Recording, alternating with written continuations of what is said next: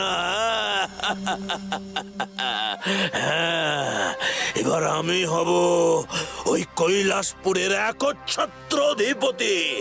আমার কথায় সবাই উঠবে, বসবে, আমার কথাতেই গাছের পাতা নড়বে, আর আমার কথাতেই হাওয়া বাতাস বইবে। তার জন্য ওই ক্ষুদ্র মানবদের ভীষণ দরকার আমার। ওদেরকেই দরকার। ওরাই পারবে আমাকে আমার লক্ষ্যে পৌঁছে দিতে। কিন্তু ওদের তো আমি এমনি এমনি বশ করতে পারবো না। ওদের কাছে পৌঁছতে গেলে আমাকে আলাদা করে দূত পাঠাতে হবে। ওম হিং টিং ছট, ওম হিং টিং ছট, ওম হিং টিং ছট। আয় আয় আয় আয় আয় আয়, তুই আমার কাছে আয়। প্রকট হ আমার সামনে, আয়।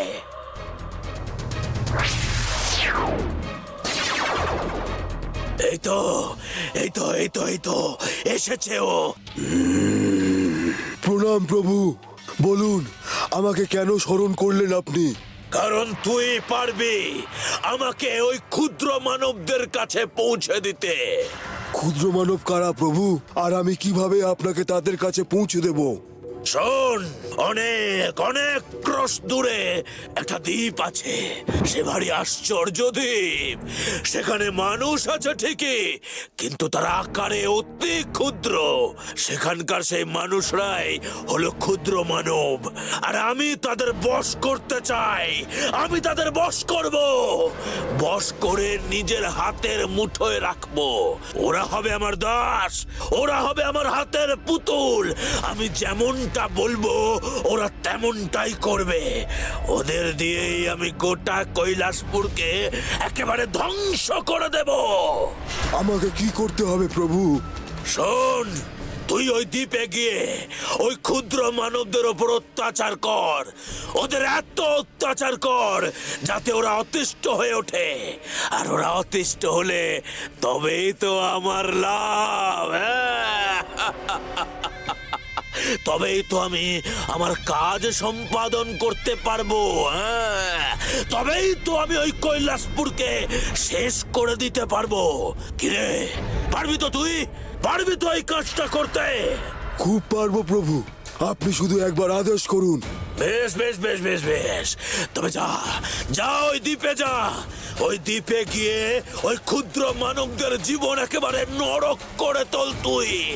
তারা যেন তাদের জীবন থেকে শান্তি নামক শব্দটা একেবারে ভুলে যায়। এটা আমার আদেশ। যথাজ্ঞা প্রভু, আমি এক্ষুনি গিয়ে ওই ক্ষুদ্র মানবদের ওপর অত্যাচার করা শুরু করছি। হ্যাঁ হ্যাঁ হ্যাঁ, যা যা যা যা যা যা, এখনই যা।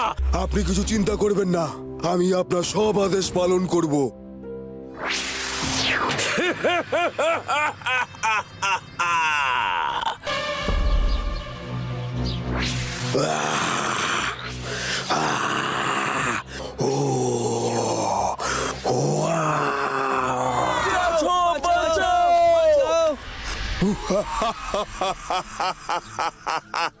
চলো চলো, এক্ষুনি মহারাজা রানীমার কাছে যেতে হবে। এই দৈত্য না হলে আমাদের সবাইকে মেরে ফেলবে।